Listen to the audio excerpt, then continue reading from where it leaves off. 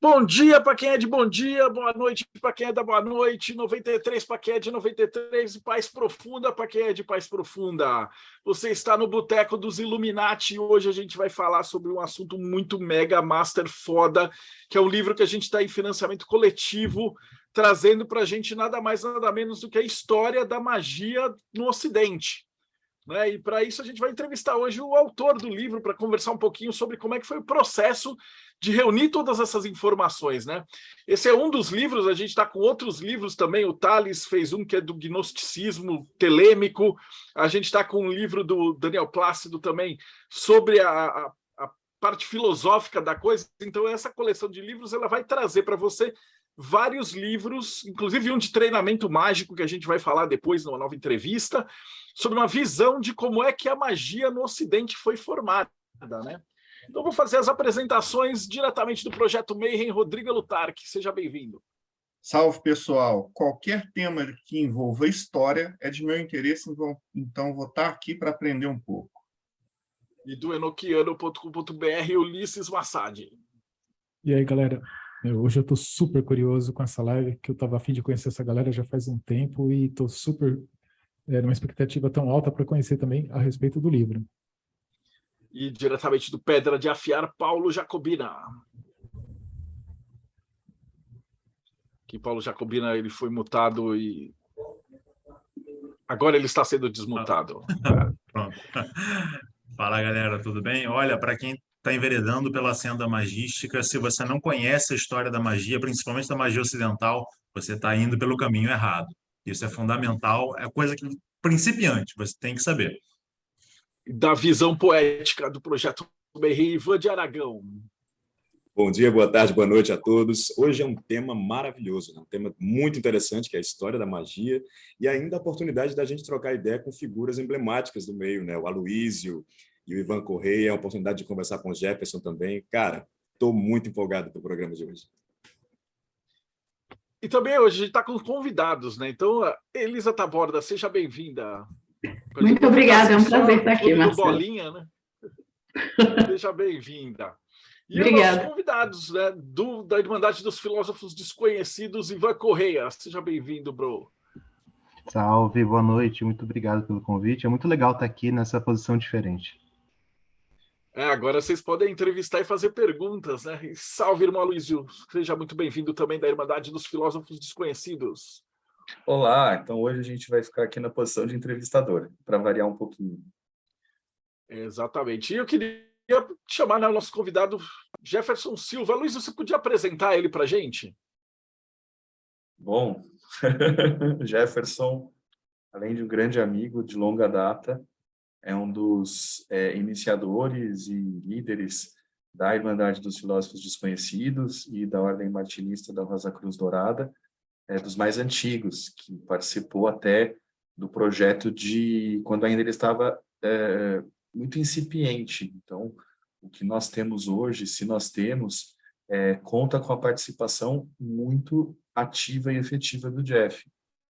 E esse livro, sobre o qual ele vai falar para nós hoje, foi um desafio proposto a ele para criar um curso introdutório para os interessados em afiliação na IFD, a pessoa que nós não conhecíamos, queríamos conhecer melhor e queríamos que tivesse uma base mínima para poder começar a estudar conosco.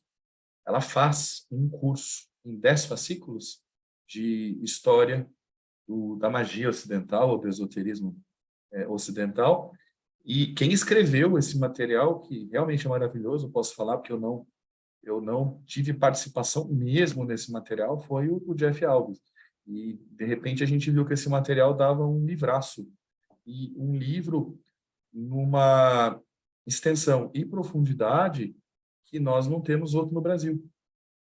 Então, eu estou muito feliz de ver que o que era um projeto pequeno, né, como uma espécie de preparação prévia, acabou virando um baita livro bacana.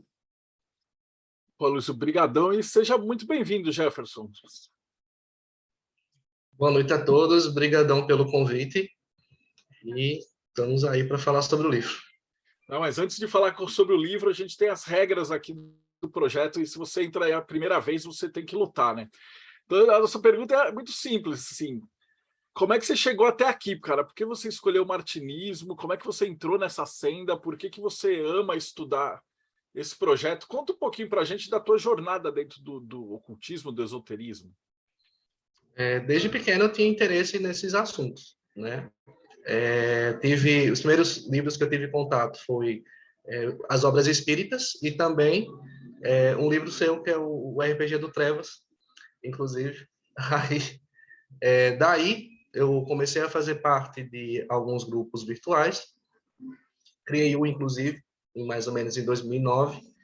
Aí também sempre tive interesse em me filiar à Ordem Rosa Cruz Amor. Quando eu tive a oportunidade, foi, assim como vários outros que começaram a cena do esoterismo ocidental, comecei pela Ordem Rosa Cruz Amor, passei um tempinho pela Sociedade das Ciências Antigas, porque eu já ingressei tendo um olhar para o martinismo, inclusive, né? Aí, assim que pude, ingressei na tradicional Ordem Martinista, da TOM.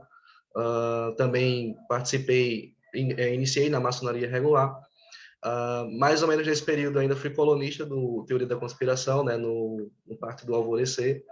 E aí, depois de muita caminhada, encontrei o Aloísio, né, há alguns anos, há uns bons anos atrás, inclusive, né, e a partir de então, né, aquela caminhada que eu tinha sozinho, né, ou através dos materiais das ordens, começou a ter uma orientação individualizada, né, tanto o material da ordem, que é muito bom, quanto também eu tinha a orientação direta do Aloísio, também do Ivan, são dois grandes amigos meus, não só na questão iniciática, mas também de amizade, e fui percorrendo o caminho, né, me tornei iniciador, né, dirijo um grupo aqui em Natal, e esse foi um dos desafios, né, que foi me proposto na minha caminhada, né, algumas obras, alguns artigos, né, eram propostos, e aí devagarzinho eu ia fazendo essa produção. Sempre já escrevia no blog, só que comecei a direcionar mais os esforços para dentro das ordens que eu estava fazendo parte. E é isto. Eu sabia que eu conhecia você de algum canto. É que você vê como Jefferson Alves, não tinha foto, não tinha imagem, era um período dos blogueiros desconhecidos, né?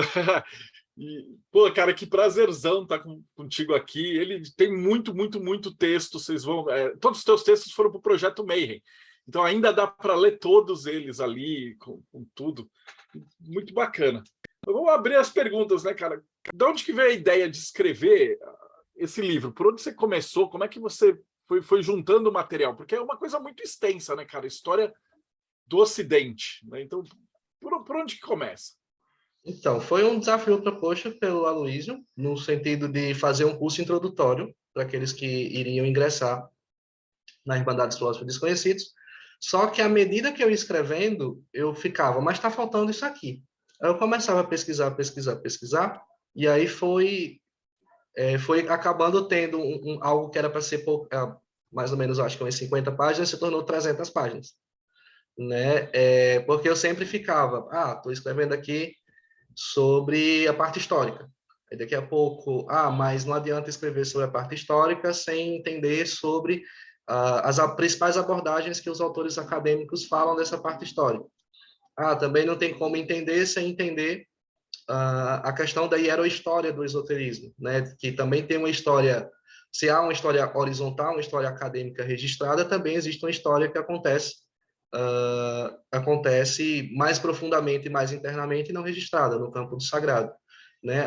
E aí foi empilhando materiais até ficar daquela forma que eu achava que estava bacana, que seria um livro um curso que eu gostaria de ter quando eu comecei. Até porque, primeiro que a gente nunca acaba estudando a história logo no começo, a gente sempre quer pegar os mais diversos assuntos, e sem entender história, sem entender de onde a gente veio, a gente também não tem como saber qual caminho a gente está trilhando e para onde esse caminho está nos direcionando, né?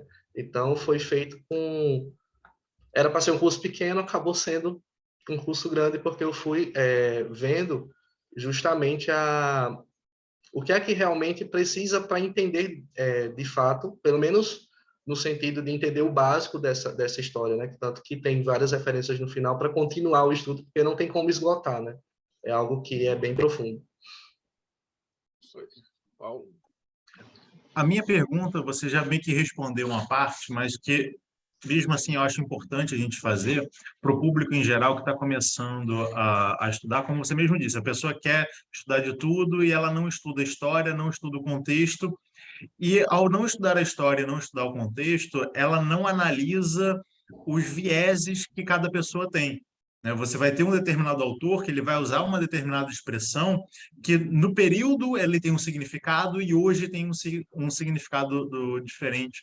Então, fala um pouco para a gente qual a importância disso no seu projeto, como é que você aborda essas questões para tentar colocar essas lentes novas, né, do homem de hoje vendo coisas que aconteceram em sociedades que não são idênticas à nossa, por mais que tenham similaridades, para que alguém que está pegando o seu material possa compreender a essência daquilo que foi dito e não apenas ficar preso numa casca, né?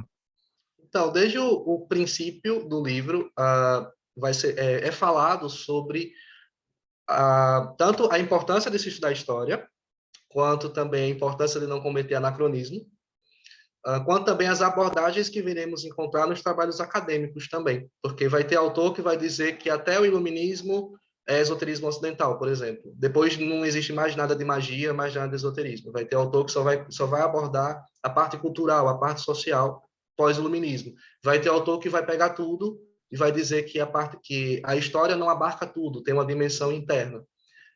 E aí, durante o texto, durante a parte histórica em si, tanto tem uma preocupação em passar a história, quanto também em como se pensava na época que aquela história estava acontecendo, que é a mnemohistória, né? É preciso entender a mentalidade do povo que estava naquele período histórico. E também eu tive uma preocupação que é justamente o oposto. Existem erros que cometemos hoje por desconhecer a história. Por exemplo, ordem que não aceita determinado membro seja lá, por exemplo, sexo ou raça, que não acontecia lá no início, né? Então, tem também o oposto. Às vezes a gente comete erro hoje que, quando foi criado aquele movimento lá atrás, não existia aquilo, né? Então, tem tanta preocupação com o anacronismo, como também opa, você está fazendo isso aqui hoje, mas lá no passado não fazia. A gente está regredindo nesse ponto aqui. Ô Jefferson, uma pergunta.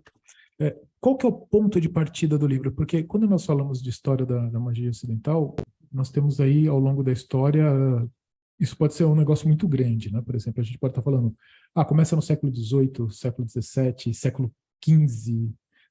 Qual que é o ponto de partida e por onde você começa o livro? Vai começar desde o período do Egito Antigo, na influência em relação aos outros povos gregos, e vai até mais ou menos, pelo menos na primeira parte, que é a história em si, até mais ou menos a década de 50. Aí depois eu repasso sobre a questão da mnemohistória, que é como as pessoas pensavam durante aquele período.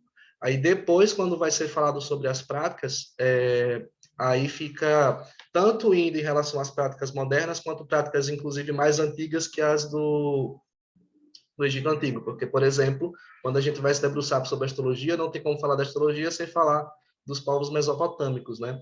Então, mas o recorte histórico mesmo é do Egito até, em relação às influências no Ocidente até os tempos atuais. Muito bacana. Bem legal. O recorte geográfico é em torno do Mediterrâneo ali. A gente aborda isso, o Ocidente, o que a gente considera como Ocidente, né? Mas ainda assim tem como, quando a gente vai falar de prática no livro, né? Tem coisas que a gente poderia até incluir os povos latinos, porque, querendo ou não, o rosacrucianismo também chega aqui existe o rosacrucianismo latino-americano, né? Então, esse debruçar do rosacrucianismo também é abordado, por consequência de um movimento ocidental, né? Mas continua sendo o pensamento ocidental, mas não se restringe ali ao Mediterrâneo.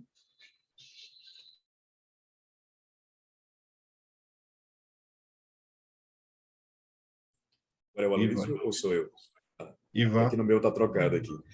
Bom, tendo em vista, então, esse período histórico, né, enorme que a gente tem em mente quando está pensando nessa história da magia ocidental, eu gostaria que você pudesse, se você pudesse fazer esse retrato assim, de alguns marcos que você acha muito importantes de se mencionar, grandes acontecimentos ou grandes doutrinas ou grandes períodos históricos assim, importantes, chaves para entender todo esse contexto da magia ocidental. Se pudesse falar, né, se a gente pudesse falar, digamos assim, tão rapidamente sobre algo tão profundo, mas só dando essas pinceladas, os grandes marcos dessa grande história. Eu acho como marco tanto esse primeiro período ali no Egito, na Grécia Antiga, período helenístico, para entendermos o caldo cultural que havia naquela época, né? O intercâmbio que havia entre várias culturas, entre várias tradições, coisa que a gente às vezes não vê muito bem hoje, né? Então é sempre fazendo esse contraponto com hoje. A gente vê um movimento que no passado acontecia que hoje muitas vezes não acontece. E o rosacrucianismo em si eu vejo como um outro grande período, né? Francis Yates, inclusive, chama esse período de iluminismo Rosacruz na obra dele, né? Tamanha importância em relação ao que vem acontecer posteriormente a ele. Eu vejo esses dois grandes períodos, tanto num caso por conta de entendermos que no passado havia realmente essa troca de conhecimento, esse intercâmbio cultural, como se o iniciado era reconhecido como iniciado, independentemente da escola em que ele estava, coisa que a gente vê acontecer até nos povos aqui, nos povos indígenas daqui, né? Ou mesmo em povos não ocidentais, assim como o rosacrucianismo, porque depois que o rosacrucianismo aparece, o esoterismo ocidental adquire outra figura. Portanto, seja desde a Renascença, mas eu vejo o rosacrucianismo ainda dando um impulso maior. Perfeito. Jeff, dando um passo para trás, lembrando das nossas conversas de anos, né? Você disse que esse curso, você pensou muito no que você gostaria de ter estudado, né, quando você começou. Então, você fez com essa perspectiva. E tudo que a gente acabou estruturando desde o começo foi isso, né? Nunca tivemos a ideia de que fosse ficar algo grande. Era simplesmente como eu queria ter estudado ou a qual tipo de material eu gostaria de ter tido acesso quando eu conheci o martinismo lá atrás, em 1999. Só que aí, um belo dia, a coisa foi ficando grande, sentamos, Ivan, Jeff e eu, para definirmos como é que nós traríamos pessoas para dentro da nossa organização, pessoas que nós não conhecíamos, que não haviam sido indicadas por alguém, apadrinhadas por alguém. E aí eu queria que você falasse um pouquinho por que a gente chegou na conclusão de que a melhor ideia, né, era ter um curso introdutório de história, né? Por que a gente escolheu história, a gente não escolheu outros temas? Por que a gente não fez um resuminho do hermetismo? Por que a gente não fez um resuminho do pensamento de Claude Saint-Martin ou de Eliphas Levi? Por que naquela época a gente falou, não, tem que ser história pelo que a gente está vendo do pessoal que está entrando na nossa organização? Primeiro porque é o assunto mais basilar possível, né? E mais importante possível também nesse ponto, porque, como eu tinha falado antes, se a gente não sabe de onde vem o trilho que a gente está percorrendo, como é que eu estou sabendo para onde esse trilho vai percorrer? Como é que, se eu não sei de onde vem a senda que eu escolhi caminhar, para onde que essa cena tá me guiando, né? Eu vou estar perdido sem saber para onde ir. Assim como muitos erros são cometidos por aqueles que desconhecem a história, né? E erros crassos, inclusive, né? A gente tem coisa que muita gente escuta, viu ali, leu uma obra, viu um vídeo, alguma coisa, acha que está certo, mas se tivesse tido aquele pensamento histórico, tivesse tido essa informação histórica, ela não repetiria aquele erro, e a gente vê esse erro não somente nos iniciantes, inclusive. Muitas vezes pessoas que já têm uma longa caminhada, e às vezes até ordens em si, elas cometem erros nesse sentido. Se diz que algo hoje é assim, sendo que no passado, no início daquela tradição, não era. né? Então, é preciso que a gente alicerce bem a base para que o edifício realmente seja estruturado, né? Assim como, se a gente não foca no básico, se a gente não trabalha esse básico e revisa, a gente não tem como entender o que vem mais para frente. Como é que eu quero entender, por exemplo, raiz quadrada se eu não aprendi a somar, né? Tem que ter um passo a passo, tem que ter um beabá.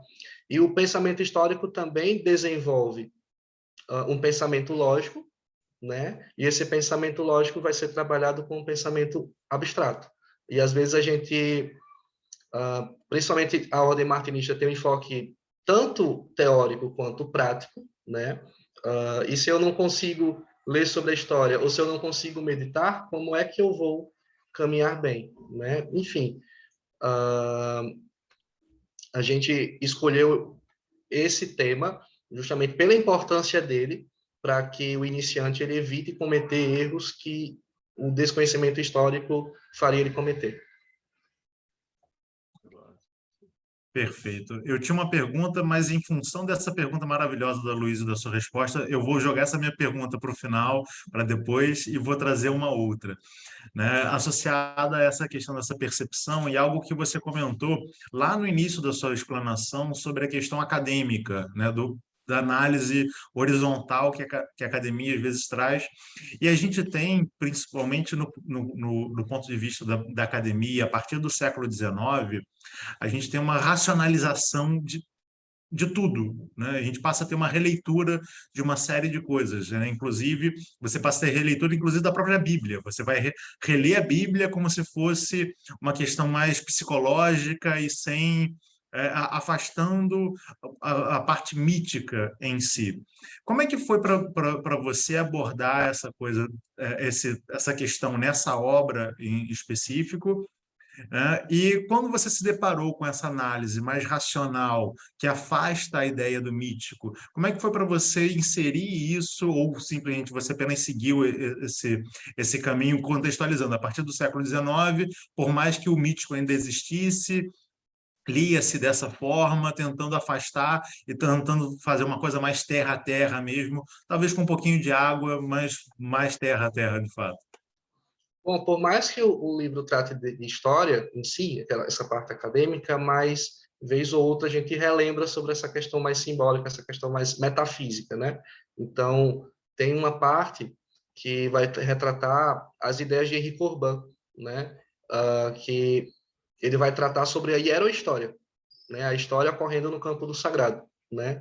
Então, ele vai tratar sobre um pensamento mais metafísico, um pensamento mais simbólico. Então, entender que por mais que a gente está estudando a história de um ponto de vista horizontal, de um ponto de vista acadêmico, ainda existe uma história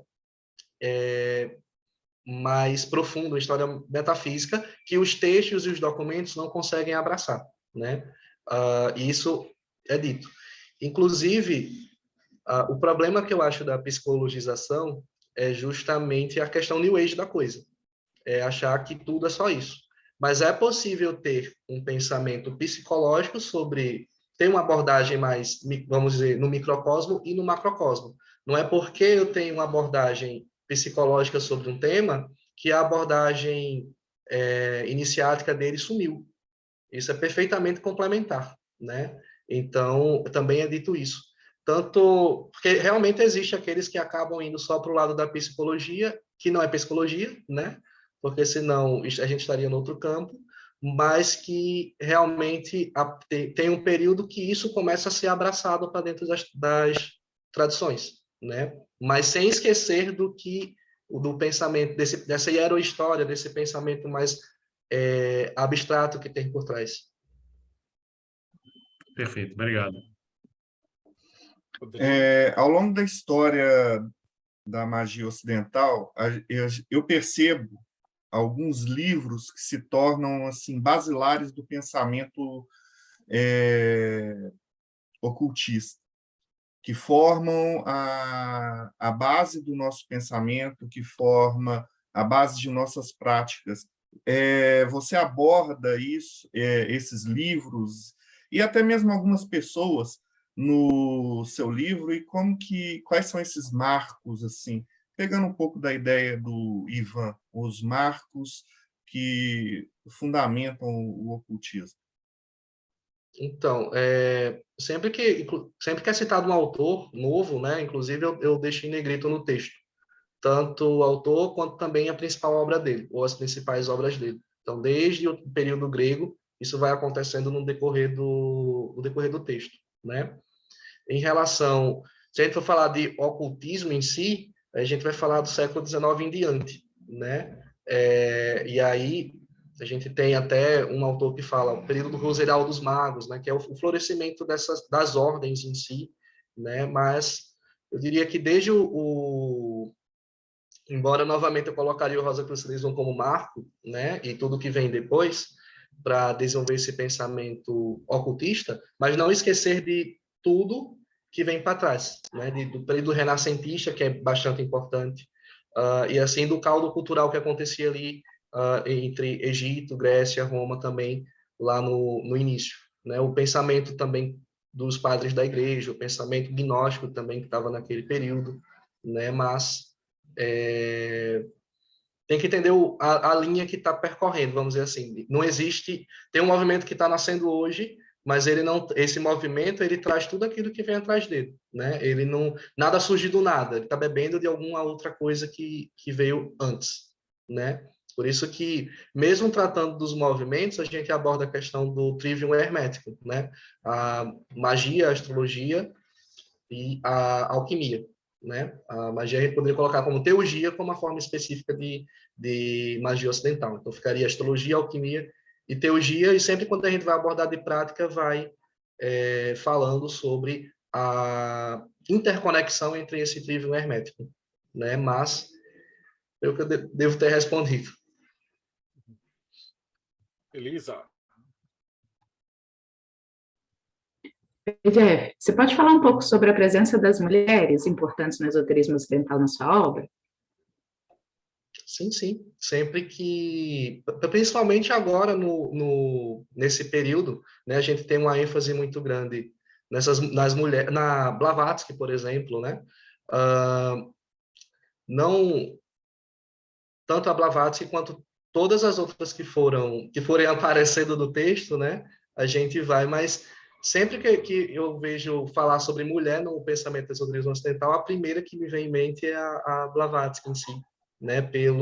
Pela ideia da sociedade teosófica, querendo ou não, a partir da sociedade teosófica, como contraponto é que surgem Golden Dawn e Ordem Martinista, né? Então, a primeira que me vem à mente é a figura da Blavatsky em si. Ivan. Pronto. Então, né, pegando um pouco gancho na pergunta do Paulo, na pergunta do Aloísio, né, eu vou entendendo que uma questão que vai entrando aí em pauta é um pouco qual que é o papel do estudo da história dentro da jornada iniciática individual, por assim dizer. É porque acho que todo mundo aqui, por estarmos num domingo conversando sobre esse tema, acho que dá para falar que todo mundo aqui tem tesão pela história do esoterismo, da magia do Ocidente, senão a gente não estaria aqui. Mas, pensando um pouco, né, no livro do irmão Jefferson, que realmente é um trabalho assim hercúleo que ele fez, né? É um livro que, junto com o Treinamento Mágico e outros 3 que vão ficar para um próximo financiamento, inaugura um selo que é da Academia Cabalística da Rosa Cruz, né? É um livro que, inclusive, trouxe ao próprio irmão Jefferson a titulação de doutorado em Cabala, né? E olhando para o martinismo como um caminho que busca a complementariedade entre aquilo que é da ordem do místico e da ordem do operativo, ou seja, uma tradição que abrange tudo isso, né? Na verdade, a minha pergunta é uma provocação ao Jefferson para lhe deixar um testemunho sobre como que é isso, né? Por que como que estudar história para ele, na jornada dele, foi importante. Ele saber da história modificou a experiência mística dele, modificou a experiência operativa, né? Está ciente dessa contextualização de diversos paradigmas diferentes, isso muda a qualidade da experiência religiosa? Ou não tem nada a ver, é uma coisa completamente diferente, né? Então, essa é a minha provocação. Muda e muito, inclusive, né? Tanto nessa questão de que muitas vezes a gente acaba se prendendo só aos textos contemporâneos e esquece lá das bases, né? E, por exemplo, quando a gente fala de rosacrucianismo, muitas vezes a gente pega mais nos textos que temos hoje e esquece de pegar os manifestos rosacruzes, por exemplo.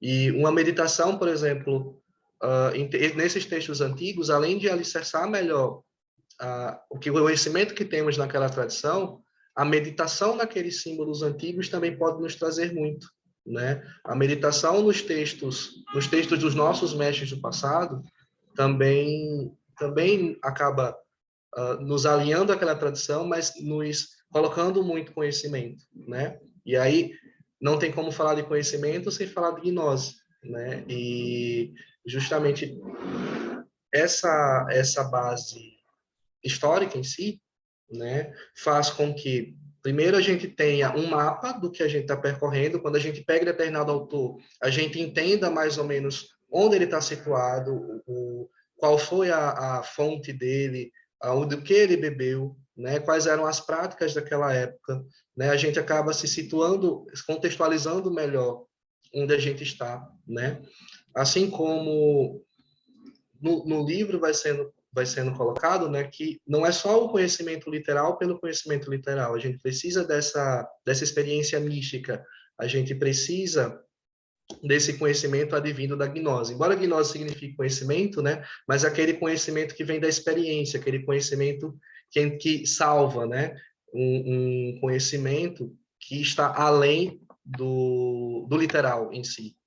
Então, mesmo que seja um texto muito lógico, um texto muito mais nessa preocupação acadêmica, mas mesmo quando eu estava fazendo, né, eu acabava me vendo, por exemplo, esse mito aqui que tem da morte, determinado mito fundador de determinada ordem, que tem a morte de um mestre, também está refletido lá no mesmo mito que está lá no Manifesto Rosa Cruz, está manifesta também lá no mesmo mito do encontro do túmulo do Hermes Trismegisto, e aí a gente vai fazendo essa conexão, isso aqui eu vi em determinado outro mito, a gente vai fazendo essa conexão entre esses mitos em vários pontos históricos que ele vai se repetindo, né? E aí acaba que a gente tem insights muito, muito mais interessantes do que somente pegar aquele mito pontualmente, né? A gente vê de onde ele veio, de onde ele saiu, né? Tem como contextualizá-lo melhor, tem como fazer insights com outras tradições também, conexões com outras tradições também, né? Eu acho que acaba aprofundando muito mais a experiência. Você tem uma base lógica para que você naquele seu conhecimento, naquela sua meditação, você saiba exatamente se aquilo está de acordo com o que você está estudando, ou se você está fantasiando, se você está se iludindo com alguma experiência que você tem. Acho que acaba direcionando melhor para você saber, para você ter uma experiência mística de qualidade, vamos dizer assim, do que você, sem esse conhecimento histórico, pode acabar muito fantasiando e se iludindo. Aproveitando, então, esse gancho de você tentar encontrar a gnose em si, você, em várias das suas respostas, você colocou a questão de práticas. Quando você está se referindo às práticas, você apenas contextualiza onde elas surgiram, para que elas servem, ou você vem a entrar, de fato, ensinando algumas práticas, tendo em vista que esse livro, de certa forma, é o manual inicial de um curso? Ele já chega com algumas práticas conhecidas, ou você apresenta práticas novas? Como é que se dá isso dentro do livro, por favor? Academicamente tenta se debruçar também sobre a questão das práticas, e aí acabam colocando em determinados grupos, né? Eu escolhi o do Hanegraaff, que ele coloca que as práticas podem ser agrupadas em práticas de controle, de conhecimento, amplificação, cura, progresso, contato, unidade e lazer. Então, acaba se tendo uma ideia de de um grupo de práticas, de objetivos de práticas de esoterismo ocidental. E aí, quando a gente está falando do objetivo daquela prática, que também esses objetivos podem se interconectar, eu posso obter conhecimento para a cura de alguém, por exemplo, vai sendo colocado quais sistemas ou quais práticas fazem parte daquele grupo. Ah, o pilar do meio faz parte desse grupo aqui. Quando as mancias faz parte desse grupo aqui. E aí você tem essa contextualização, fazendo esse comparativo mais acadêmico. Não que se ensina a fazer práticas, mas se coloca em grupos, e eu acabo também fazendo uma conexão com o trívio hermético, no sentido de, as práticas de controle são essas, né, seja para eu melhorar alguma condição da minha vida, seja para controlar alguma condição minha em si, por exemplo, mas como é que isso se conecta com a astrologia, com a alquimia e com a magia, né? Mas de um modo bem genérico, não dando a prática em si, não ensinando a prática em si. Perfeito. Mas só isso de contextualizar, separar em grupo e explicar para que serve, já adianta para muita gente mesmo que está começando. E para quem já é burro velho também, ajuda bastante também. Eu vou fazer uma pergunta bem específica para quem é do martinismo. Jefferson, você que fez toda essa pesquisa histórica, com certeza você fez ela com base nos princípios martinistas, eu imagino. Você chegou a descobrir quais foram as inspirações que levaram o Martinez de Pasquali a criar a obra dele, da onde ele se inspirou para fazer aquele midrash que tem no Tratado da Reintegração dos Seres? Você chegou a achar esse tipo de mitologia, como você mesmo falou agora há pouco, né, de entender mitologias, alguma coisa assim? Você chegou a perceber isso? Da onde vem a teologia dele? Quais são as bases dele? Assim, sobre Pasquali, ele é uma incógnita ambulante, né? A gente não tem como afirmar muita coisa sobre ele. A gente sabe de onde ele nasceu, não sabe como é o nome dele, né? Mas a gente tem ideia de algumas inspirações que ele teve. Porque, por exemplo, os 3 livros de filosofia oculta de Agripa e o 4º livro tem praticamente coisas que são Ctrl+C, Ctrl+V. Então, eu poderia dizer assim, alguns livros de piedade cristã também, algumas orações também estão inclusas lá. O Heptameron também tem coisas que estão inclusas lá. A gente tem como ver de onde saíram algumas práticas dele, mas afirmar que a influência dele foi desta ou daquela tradição, não tem como, não tem fundamento histórico para afirmar. Não, mas você já trouxe aí bastante... você pontuou coisas interessantes que eu também não fazia ideia, porque a minha ideia, eu queria saber de onde ele tinha tirado, se ele mexeu, se veio do Agripa, se veio do Heptameron, então já é um negócio bacana de saber. Valeu. Agora deixa eu fazer uma pergunta para os 3, né? Para o Ivan, para o Aloysio e para o Jefferson, porque esse livro ele é para ser usado mais ou menos em conjunto com o treinamento mágico. Depois a gente vai falar só do livro do treinamento mágico. Como é que a pessoa que não manja nada, que está entrando no Catarse, do zero, ele deveria tratar isso? Ele vai pegar primeiro o treinamento, pegar esse livro? Como é que vocês recomendam que a pessoa faça esse estudo para aprofundar? E depois eu vou perguntar também, queria que vocês falassem um pouquinho do que é a Irmandade dos Filósofos Desconhecidos, né? Bom, então começa aqui, daí o Ivan e o Jefferson me completam. O treinamento mágico, a gente vai falar com calma, foi uma ideia despretensiosa que surgiu durante a pandemia. Nós achávamos que fazia parte do nosso ofício à frente dessas ordens iniciáticas, auxiliar de alguma maneira naquele momento tão difícil. E aí um projeto que estava engavetado veio à luz, que era o de que qualquer pessoa, por mais ocupada que ela seja, por mais que ela viva uma vida extremamente apressada, como é o caso das grandes cidades, que se dedicasse todos os dias, de 10 a 15 minutos, no máximo, à prática mágica, poderia, em um ano, fazer um avanço muito grande. E aí, inspirando-nos no The One Year Manual do Israel Regardie, nós fizemos um treinamento mágico martinista, em 12 fascículos, em que a pessoa, durante aquele mês, ela vai ter prática para fazer, e todo mês tem um pequeno texto, um texto formativo. É aí que vem a diferença.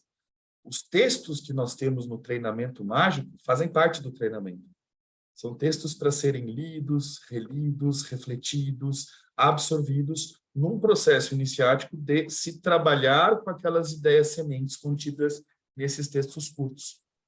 O livro de história é um livro informativo, e muito informativo, né, que conta como tudo começou desde lá de trás. Então, antes de aparecer o Dr. Gerard Dancos, em 1889, fundando a Ordem Martinista em Paris, o que é que veio antes dele?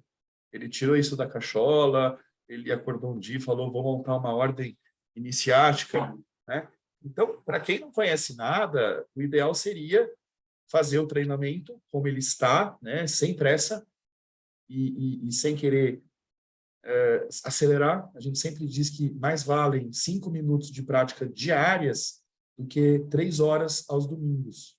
Não vai surtir efeito. Você vai ter uma mega dor de cabeça, mas não vai surtir efeito na sua formação como magista. Então, eu aconselharia que a pessoa pegasse o treinamento e fizesse exatamente como está lá, nem mais, nem menos, e concomitantemente fosse lendo a história da magia. É um livro que pede mais de uma leitura. A primeira leitura, a gente pode dizer que é uma leitura panorâmica, um voo de pássaro, para ter uma ideia de conjunto. Uma segunda leitura, a pessoa já iria anotando aqueles temas que mais a agradaram, que mais instigaram a curiosidade dela, e o Jeff vai sempre trazer propostas de aprofundamento bibliográfico dentro do livro. Então, o livro é também um manual base para aprofundamento em determinadas correntes formativas do esoterismo ocidental. Eu acho que era isso. Pergunto para o Ivan e para o Jeff se eles querem acrescentar alguma coisa. Vou tentar acrescentar alguma coisa, né? Acho que o Aloysio respondeu muito bem, mas, né, pensando nessa diferença de ser um livro formativo ou instrutivo, né? E pensando na pergunta do Marcelo sobre de que maneira, né, seria legal encarar o treinamento e tudo mais. Poxa vida, acho que tem, acho não, né, uma coisa que aparece no treinamento no começo e vai dessa forma até o fim, são práticas devocionais. Então, o que eu quero destacar aí? É que quem for se debruçar sobre isso, tenha em mente que vai se debruçar num processo que vai levar a uma transformação interior. Eu diria que não tem como a pessoa começar a fazer o treinamento, seguir o caminho e sair a mesma pessoa, é impossível. E acho que é muito especial essa constância da devoção no começo ao fim, porque a gente, muitas vezes, perde a noção do que é o sagrado, né? Perde a noção que a gente está lidando com coisas que trazem história, que trazem uma interpelação diferente para a alma. Então, eu diria apenas que seja uma coisa não leviana, né? Mas que a pessoa que mergulhasse nessa proposta tivesse em mente que é uma coisa que vai trazer uma transformação, né? E se não acontecer, tem uma coisa muito errada no meio do caminho, né? Acho que é essa responsabilidade que precisa ser assumida diante daquilo que é sagrado, né? Não ficou nada para complementar depois dessas duas respostas. Fala então um pouquinho para a gente do que é a Irmandade dos Filósofos Desconhecidos, né? A gente já está chegando no final aqui do podcast, já tem quase 1 hora, acho que já tirou todas as dúvidas do livro e dos livros e como é que usa, como é que tem esse processo. Então a galera que está curiosa, né, para acessar, né, o catarse.me/História da Magia. E aí tem lá todo esse processo e esses livros. E para entrar nas considerações finais, né? Então, vou fazer o seguinte, Rodrigo Lutarque, começa você pelas considerações finais, e aí quando chegar na Luísa e no Ivan, eles dão uma explicação da ordem. Acho que fica mais organizado. Assim. Ok. As minhas considerações finais, eu não vou falar entre no catarse.me/TDC e você receberá esse livro, quer dizer, essa revista com artigos maravilhosos, você vai fazer parte de grupos de Telegram, você vai poder fazer parte entrevista, não vou falar de nada disso, vou falar do catarse.me/História da Magia, aonde você vai poder fazer parte desse projeto. Você vai ter vários livros lá para você financiar. Você pode pegar aqui todos os 8 livros aqui, iniciação a Teosofia Perenes, Treinamento Mágico, História da Magia Ocidental, Aproximando-se de Babylon, Gnosticismo Telêmico, Autoiniciação na Magia dos Anjos Enoquianos e muito mais. Essa é a minha consideração final, Marcelo. Maravilha. Ulisses Massad, considerações finais. Poxa, Jefferson, muito bacana conhecê-lo. Estou bastante curioso aí pelo teu livro. Eu tenho interesse no martinismo, então tenho certeza que vai ser uma ferramenta assim muito boa para quem, não só para quem é martinismo, mas para todo mundo que se interessa pelo assunto magia. E aproveitando para fazer o jabá aqui, se você por acaso tem interesse em magia enoquiana, entre no site enoquiano.com.br. Lá você vai encontrar um link para um grupo no Telegram. E lá nós temos pessoas que estudam todas as vertentes de enoquiano, desde as vertentes mais modernas, vindas ali da Bonedal, até as tradicionais, vindo lá de Ondim. Então, se o teu interesse, entra lá e bate papo com a gente. E é isso aí. Eu vou seguir aqui pelas janelinhas. Tá, Luiz, você é o próximo da Irmandade dos Filósofos. Então, como é que a gente acha vocês? Bom, vocês nos acham escrevendo no Google, Irmandade dos Filósofos Desconhecidos. Jeff, como é que é o nosso site? Me deu um branco agora do endereço. Filósofosdesconhecidos.com.br. Ok, filósofosdesconhecidos.com.br. Vai estar daqui na descrição do vídeo. Em a nutshell, a IFD era um grupo que eu resolvi criar em 2011 com a seguinte mote: o que eu gostaria de ter estudado e o que eu gostaria de ter encontrado quando eu me iniciei no martinismo. E aí ficou grande. Foi isso. E aí veio o Ivan, e aí veio o Jeff, e aí a coisa foi crescendo, e aí veio a Ordem Martinista da Rosa Cruz Dourada, que nossa ordem co-irmã, e estamos aí. Era para ser um grupo pequeno, e ficou grandão. Mas maravilha que está organizado, né, cara? Ele está crescendo, mas ele está crescendo estruturadinho. Eu acho que esses 2 livros vão ser muito importantes, né, para a galera que está chegando a não chegar crua Com certeza. parada. Com certeza. Deixa eu começar. Eu estou com 2 Ivans aqui. Então, o Ivan Correia primeiro, que é nossos convidados, e depois o pessoal da casa. Vamos lá. Então, eu gostaria de sugerir, para quem tiver curiosidade de conhecer a Irmandade dos Filósofos Desconhecidos, que no site buscasse um texto chamado Declaração de Princípios. Eu acho que é muito, muito importante, porque a IFD ela é uma ordem papusiana. Ela segue esse caminho proposto por papos, né? Então, é importante situar historicamente, a nossa proposta é muito papusiana, e claro que leva em consideração os outros momentos do martinismo, mas o nosso norte é por aí.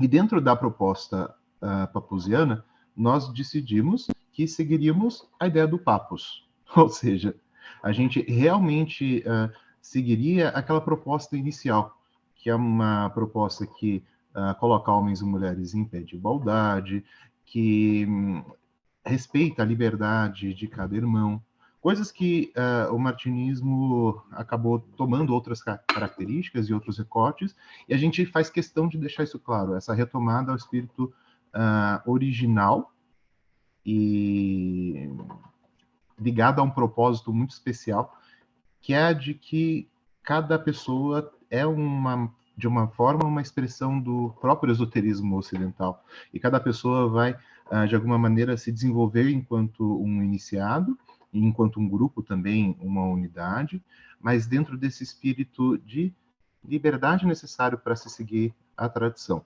né? Então, quem tiver interesse em conhecer um pouco como a gente pensa no martinismo, como a gente pensa que o martinismo pode ser praticado, nesse texto, Declaração de Princípios, acho que é uma boa referência, e ele está incluso, inclusive, no Treinamento Mágico, ele é o último capítulo, né? De certa forma, é um pouco, a gente poderia dizer, o nosso manifesto, né? Expõe um pouco como que a gente pensa todas essas questões.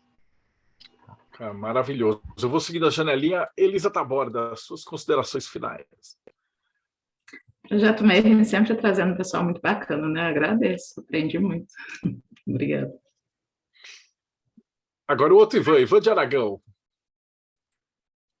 Cara, foi muito legal ver o Jefferson falando do livro dele.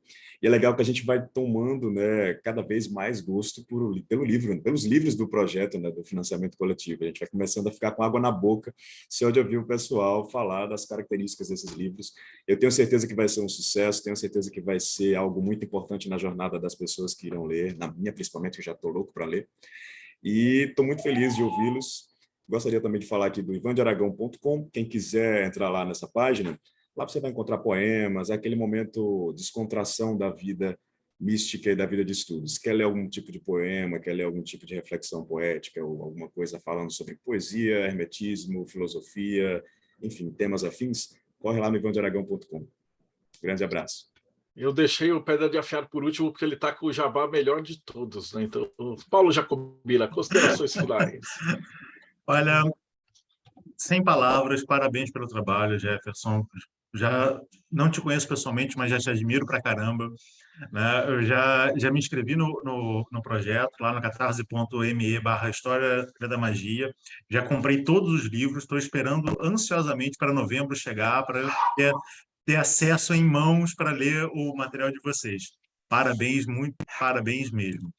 E para o nosso público, né, se você está enveredando pela senda magística, uma coisa que é fundamental para você, além da história, é ter a prática filosófica, aprender a pensar do ponto de vista magístico. No canal Pedra de Afiar no YouTube, você encontra vídeos com os temas mais variados, mas sempre com essa pegada prática, que vai te trazer uma reflexão sobre como você está nesse momento para você poder se transformar e acessar o seu algoide, acessar o seu eu superior.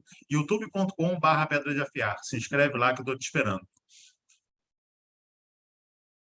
E, Jefferson, suas considerações finais, cara. Foi muito bom ter você aqui. Depois a gente vai te trazer de novo para falar só dos textos que eu escrevia antes para o blog, que até o Rafa Reis apareceu aqui de sopetão, ele não ligou a câmera, mas está assistindo, e a gente precisa fazer essa rememorização, porque o mundo é um ovo, né, cara? Todo mundo jogava RPG, entrou nessa parada assim, tá aí. Suas considerações finais. Obrigadão pelo convite, né? E até uma pergunta que me fizeram também recentemente, porque o pessoal fez o curso formativo da IFD, é a mesma coisa que tá no livro.